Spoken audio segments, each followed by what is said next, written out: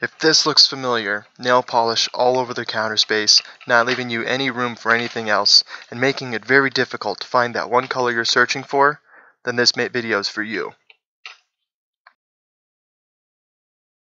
Clean up your counters and make it very easy to find exactly what it is you're looking for with this very simple project.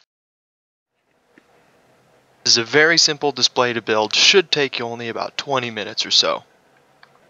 This beautiful undermounted system is sure to impress anybody who sees it.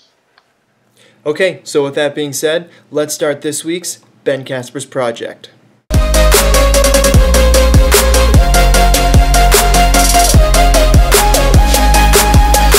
For this project, you're going to be needing some things. You're starting off with 2x4, 3/4 inch PVC, sandpaper, and some wood stain. Also, going to be needing a drill, a set of clamps, 1 1/8 inch drill bit, screws, and a hot glue gun. A PVC cutter, a pencil, and a square to get your marks.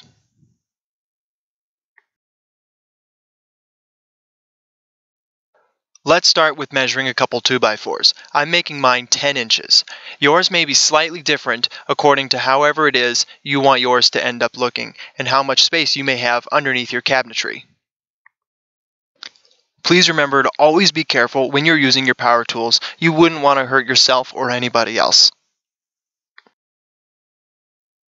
Now let's mark some 45-degree angles on these 2x4s. This is going to be the part that attaches to the bottom of the cabinet. This is the angle that I have found works best. You may find a different angle works better for you in different situations.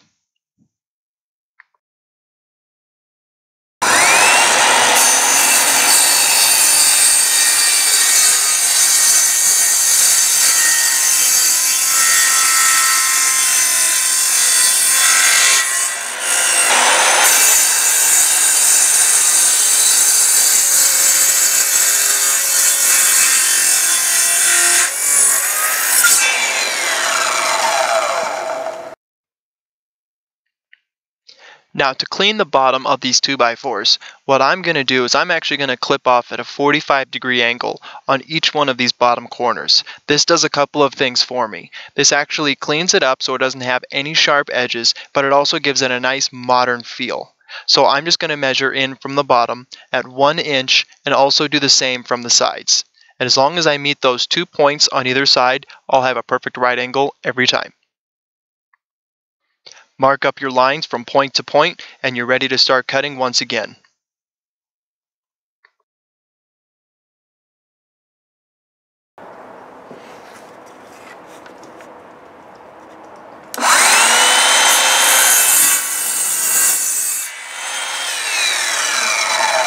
Using the one that I just cut as a template, so that way they both end up the exact same when it's all said and done.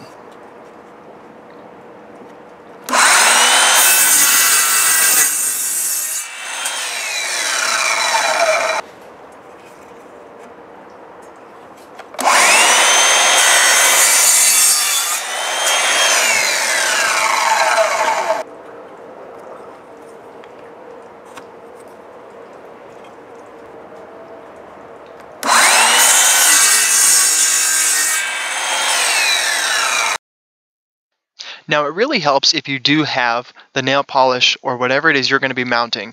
Use it as a template or a guide to kind of show you what you need to do to lay out, because they're not always the same. Some nail polishes may be different than others depending on what brand your wife or girlfriend, or maybe even yourself if you're building this, whatever brand you are using. Maybe there's the small narrow bottles and you want to make sure that they're going to fit and stay in place.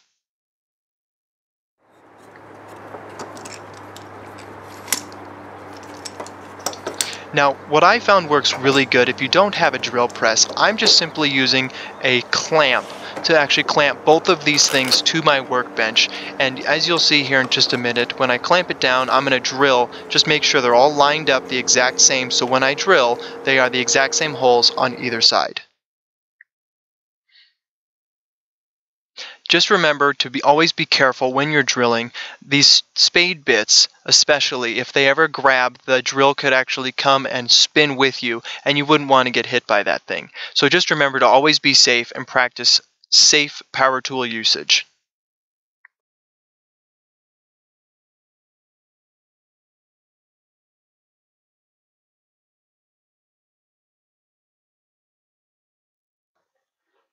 Now the next step, you want to knock down all those sharp edges with a piece of sandpaper. You can do this with a power tool, or you can simply just do it by hand.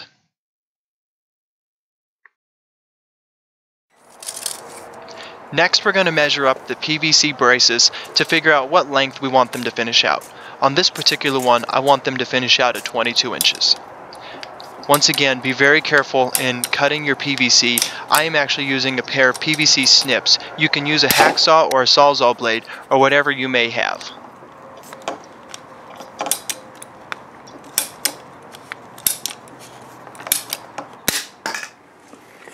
Now all we're going to do is we're going to make sure that everything fits the way that it should. If you need to do any opening of the holes or resizing of the PVC, give it a test fit and make sure everything is exactly how you need it to be. If you needed to do any changes, now would be the time before it gets all glued together and stained.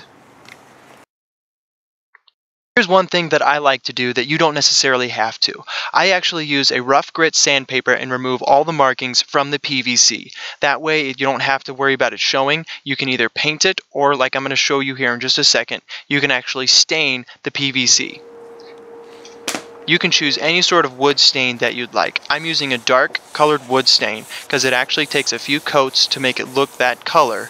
But as you can see, if you just simply rub it onto the brushed PVC, it actually ends up looking like a wooden dowel. The more coats of wood stain you have, the darker the wood look. And as you can see, it follows wood grains and it looks great. Next, we're going to be actually staining the brackets. And once again, you don't have to stain these. You can actually paint these any color you'd like. You can do a matching color to maybe your cabinetry or even your countertops or maybe even some tile that you may have in the background. I'm simply choosing stain because that's what matches my bathroom. And this is the finished product. Now if you get your hot glue gun all plugged in and warmed up, you're ready for the next step. Simply just slide in the PVC to the 2x4 adapters that go vertical underneath the cabinet. Once your hot glue gun's all heated up and ready to go, we're ready to finish this up. Simply just put a couple dabs on the end of the PVC, slide it into the 2x4 and give it a slight turn as to spread the hot glue inside the 2x4 to give it maximum gripping power. Do this on each side until all of them are glued.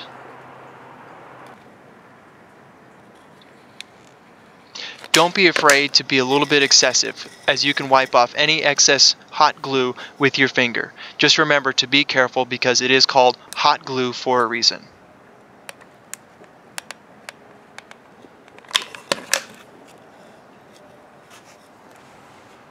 Once you've got all the PVC glued, double check to make sure you don't have any gaps and you like how sturdy it is. If you find that it needs a little more hot glue, don't be afraid to squirt a little bit more on the insides. Now we're ready to mount the bracket. Place it under the cabinet and drive a screw accordingly into the 2x4 through the base of the cabinet. Do this on each side so it holds together. Then go back and put 2 more screws in, 1 on each side. That way you know it's secure. Close the cabinet doors, start placing all the items onto the shelf, and you're all set. Now you don't have to worry about all those little glass bottles rolling and fumbling around your bathroom countertops. Now they're out of the way, displayed, and ready for whoever's ready to start painting their nails at the ready.